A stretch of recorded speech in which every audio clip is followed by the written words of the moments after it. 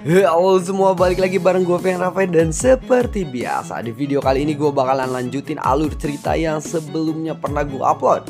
Dan nggak kerasa juga gue udah sampai ke session 29 dari kelanjutan alur cerita Battle Trogdevan ini, yaitu Benua Kaisar. Dan tanpa banyak basa-basi, yuk kita langsung check this out aja alur ceritanya.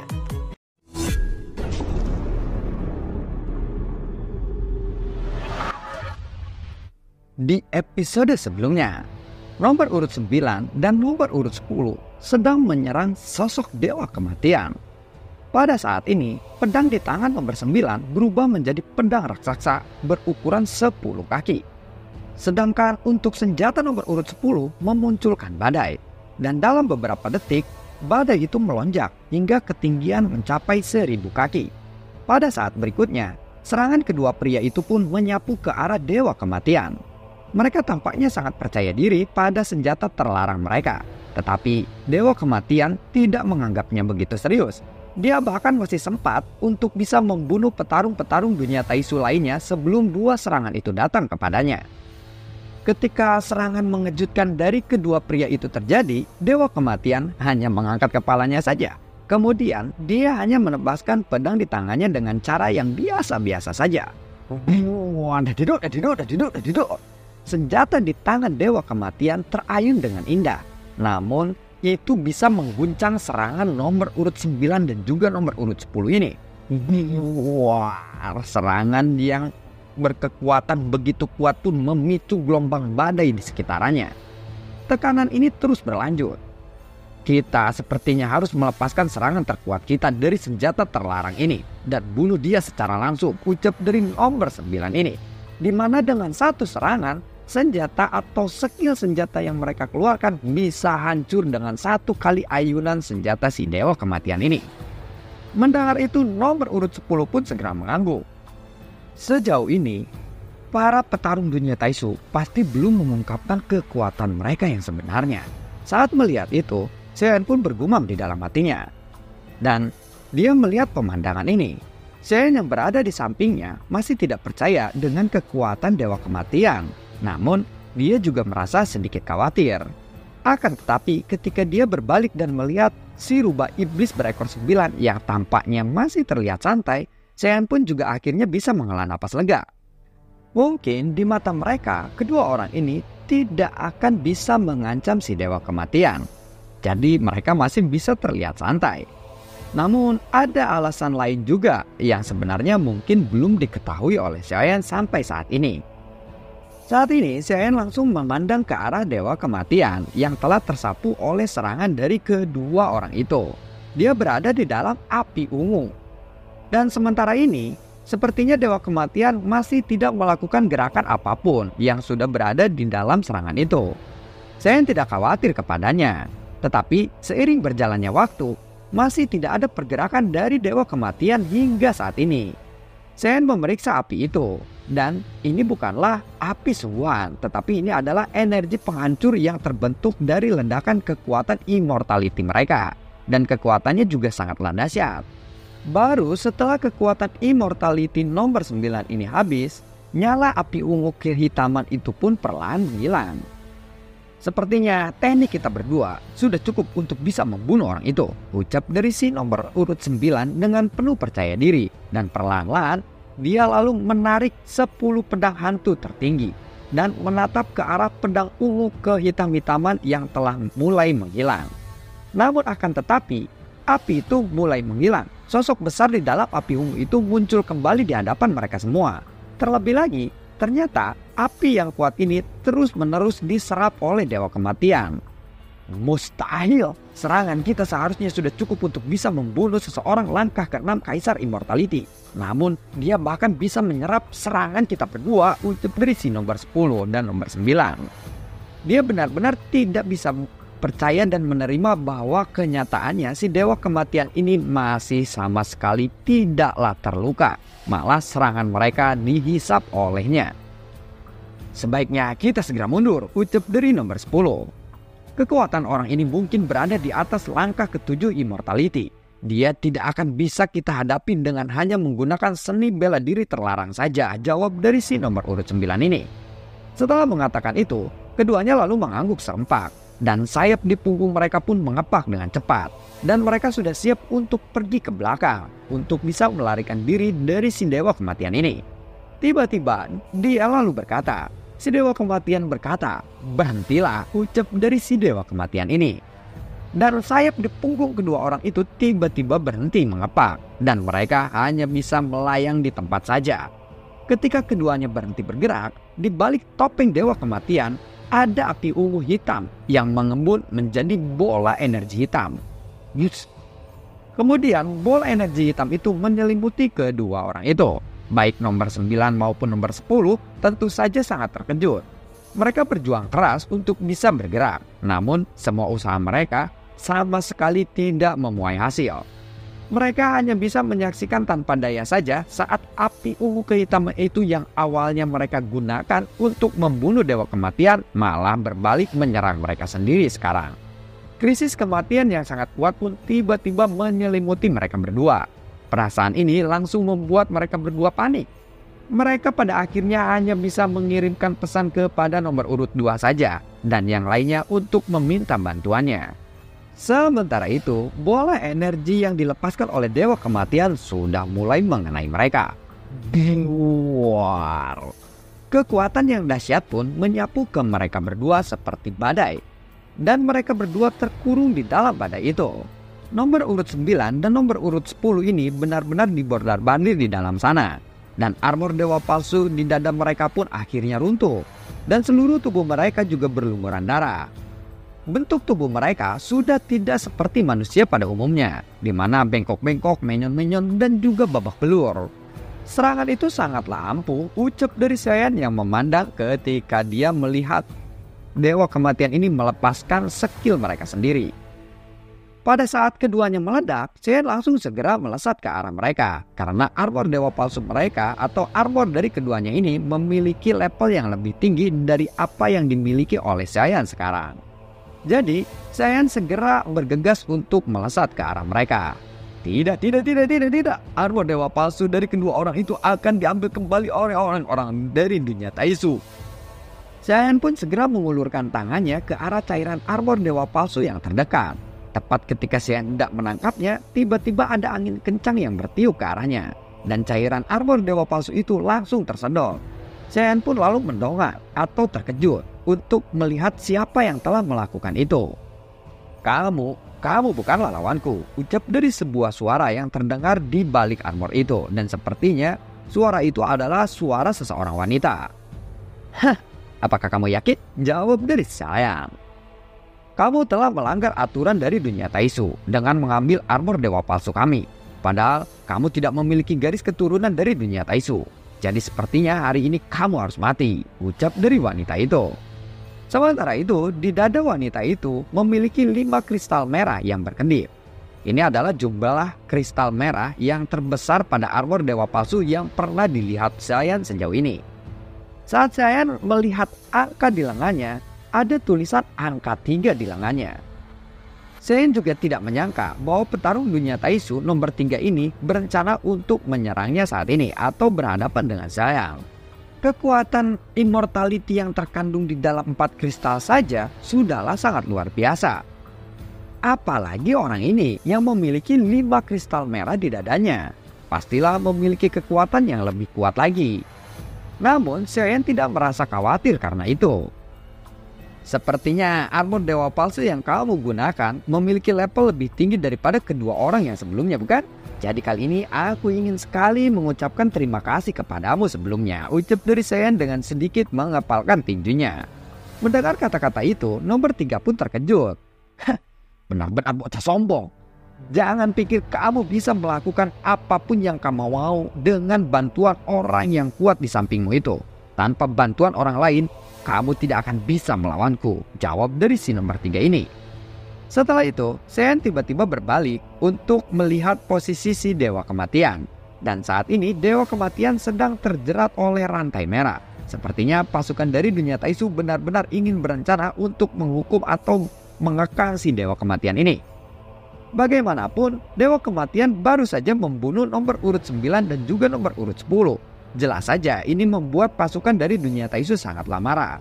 Rantai besi merah itu yang berasal dari tubuh Taisu Senju dan puluhan ribu rantai itu pun sudah menutupi si dewa kematian atau mengikatnya. Aku rasa pengawal-pengawalmu itu tidak akan bisa untuk menjagamu lagi sekarang.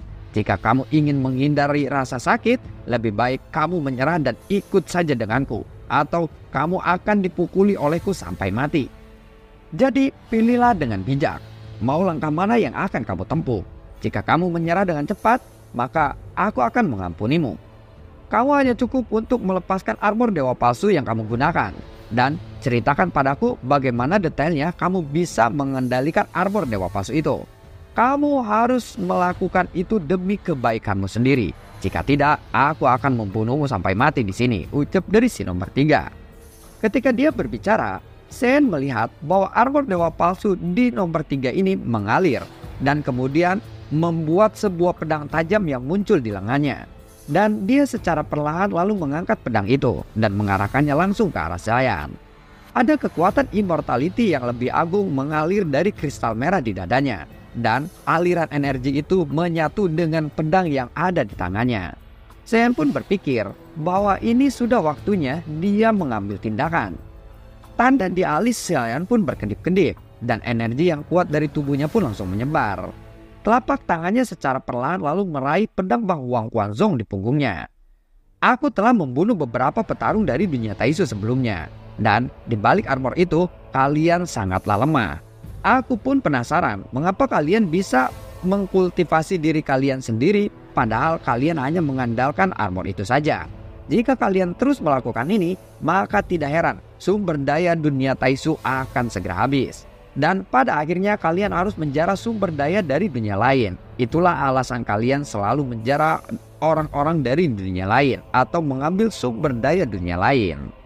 Setelah mendengar kata-kata itu, ada sebuah energi gas dewa yang agung yang mengalir dari tubuh Saiyan. Dan sepertinya itu berasal dari fondasi sumber gasnya. Lautan api pun langsung menyebar di telapak kaki Saiyan dan kemudian menyebar ke seluruh tubuhnya. Domain 10.000 dewa api, teriak dari Saiyan. Dibandingkan dengan sebelumnya, kali ini area yang dijangkau oleh Saiyan pun menjadi lebih besar lagi dan menjadi puluhan kali lipat lebih besar. Kekuatan tempur Saiyan juga dapat ditingkatkan secara signifikan melalui domain 10.000 dewa api ini. Sepertinya kamu tahu banyak tentang informasi dunia Taisu. Sepertinya kamu bukan berasal dari alam Suanyin. Karena hampir semua orang yang berada di alam Suanyin tidak begitu mengerti teknologi stik kuno. Jika tebakanku benar, aku rasa kamu ini berasal dari dunia Senki, ucap dari si nomor 3. Hah, sepertinya kamu juga tahu banyak soal dunia Senki. Tetapi daripada banyak berbicara yang tidak masuk akal denganku, lebih baik kita langsung bertarung saja bagaimana? Tanya dari Saiyan. Apakah kamu tidak takut kepadaku? Jawab dari si nomor 3 ini. Aku selalu mendapatkan apa yang aku inginkan. Jadi, aku tidak perlu takut kepadamu. Dan jika kamu mati, aku akan segera mengambil armormu itu, ucap dari Saiyan. Begitu Saiyan selesai berbicara, sayap Valkyrie-nya mulai tiba-tiba muncul di punggungnya. Dan pedang Bang Huang Quanzong di tangannya langsung menghantam ke arah nomor urut 3 ini. Kamu benar-benar mencari kematianmu sendiri. Di dalam domain 10.000 dewa api ini, pedang Bang Huang Quanzong milik Saiyan meraung ke arah nomor 3. Puspring War. Saiyan dan nomor urut 3 ini beradu serangan. Namun, saat serangan mereka berdua bertabrakan, energi dari pedang nomor urut 3 ini memiliki kekuatan immortality yang lebih kuat. Dan api pada pedang Bang Huang Quanzong Saiyan ini mulai diserapnya atau hancur. Pedang di tangan Saiyan langsung bergetar. Tubuhnya juga terpental dengan keras ke belakang. Namun sepertinya serangan dari nomor urut 3 ini juga bisa ditahan oleh Saiyan. Tentu saja dia tidak menyangka bahwa kekuatan serangan Saiyan ini akan bisa menahan serangannya. Sepertinya kekuatanmu juga cukup menarik. Padahal kamu tidak memiliki kekuatan immortality, tetapi kamu masih bisa menahan serangan pedangku ini. Aku jadi semakin penasaran ada berapa banyak rahasia yang kamu miliki, ucap dari si nomor 3. Saiyan pun tidak menjawabnya, tetapi sosoknya bergerak lagi. Lalu Saiyan melambaikan pedang Bang Huang Quanzongnya dengan cara terus menerus. Kedua serangan itu pun bertabrakan lagi. Nomor urut 3 saat ini menghadapi serangan yang bertubi-tubi dari Xiaoyan. Namun sepertinya di sisi lain Xiaoyan terlihat lebih kesulitan setiap kali dia mengayunkan pedang Bang Huang Quanzong-nya. Kekuatanmu memang cukup mengesankan, bahkan sebanding dengan langkah keempat Immortality. Aku tidak tahu bagaimana kamu bisa melakukan itu, tetapi jika hanya itu saja yang kamu miliki, maka kamu tidak memenuhi syarat untuk bisa menjadi lawanku, ucap dari si nomor 3 lagi. Setelah menerima beberapa serangan dari Xiaoyan, nomor 3 ini tiba-tiba bergerak. Sebelumnya dia hanya bertahan dari serangan-serangan Xiaoyan saja, namun sepertinya kali ini dia akan mulai menyerang Xiaoyan. Pedang di tangannya juga diletakkan di depan dadanya, dan ada aliran kekuatan Immortality dari kristal merah yang mengalir langsung ke pedangnya. Kamu tidak akan mungkin bisa menahan teknik pedangku ini, ucap dari si nomor 3 ini. Begitu dia selesai berbicara, pedang di dadanya ditembaskan langsung ke arah depan dengan sangat keras. Kilatan energi pedang yang membumbung ke langit pun meraung ketika pedang itu diayunkan. Energi pedang yang terbelah menjadi 2 di udara, kemudian menjadi 4, dan akhirnya 4 energi pedang itu menyelimuti Xiaoyan. Ketika pedang itu ditebaskan, awalnya dia memiliki 2 energi bersamaan melesat ke arah Xiaoyan. 2 energi itu terpecah lagi hingga akhirnya menjadi 4 energi dan langsung menyelimuti Xiaoyan. Dan serangan ini membuat Xiaoyan tidak mampu untuk menghindarinya. Xiaoyan langsung mengangkat kepalanya dan dia melihat energi pedang yang terus melesat ke arahnya. Kekuatan yang dipancarkan oleh energi pedang ini membuat Xiaoyan benar-benar mengkerutkan keningnya. Dalam jarak seperti ini, Xiaoyan tidak bisa untuk mundur atau mengelak dari serangan ini.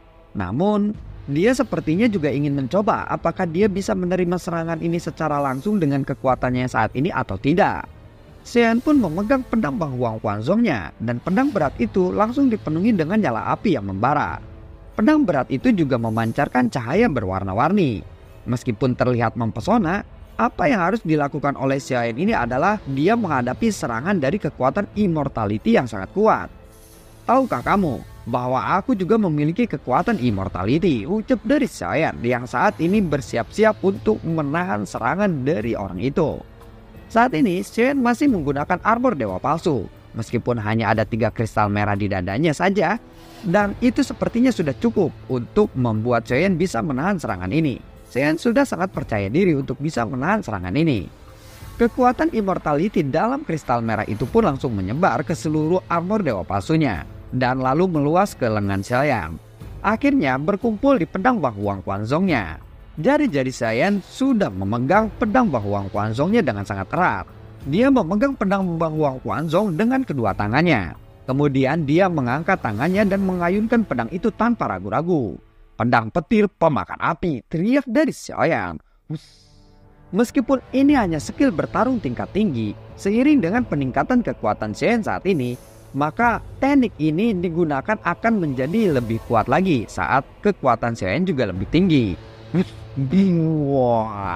Serangan mengerikan dari keduanya itu bertabrakan dalam sekejap. Energi pedang dan gelombang api pun bertabrakan dengan liar dan menyapu di sekitarnya. Saat ledakannya mulai menghilang, tiba-tiba ada ledakan lagi yang terjadi, dan itu terus berulang-ulang kali. Fluktuasi yang mengerikan seperti ini memicu gelombang besar dan sangat mengerikan. Jangkauan yang sangat luas sehingga memenuhi ruangan di sekitarnya. Setiap orang yang bertarung di dalam jangkauan ini, itu pun langsung berhenti dan buru-buru mundur karena takut terkena dampak dari kedua serangan itu. Dan lalu bagaimanakah kelanjutan ceritanya? Nantikan video gue berikutnya dan semoga sehat selalu untuk kalian. Gue juga tidak lupa untuk selalu ucapin terima kasih banyak untuk kalian semua yang sudah mendukung channel ini dari dulu hingga saat ini. Dan gue juga selalu ucapin terima kasih banyak untuk kalian yang sudah mensupport channel ini lewat link Saweria di bawah kolom deskripsi. Sampai ketemu lagi di video gue berikutnya dan semoga sehat selalu untuk kalian. Assalamualaikum dan sampai jumpa. Dadah.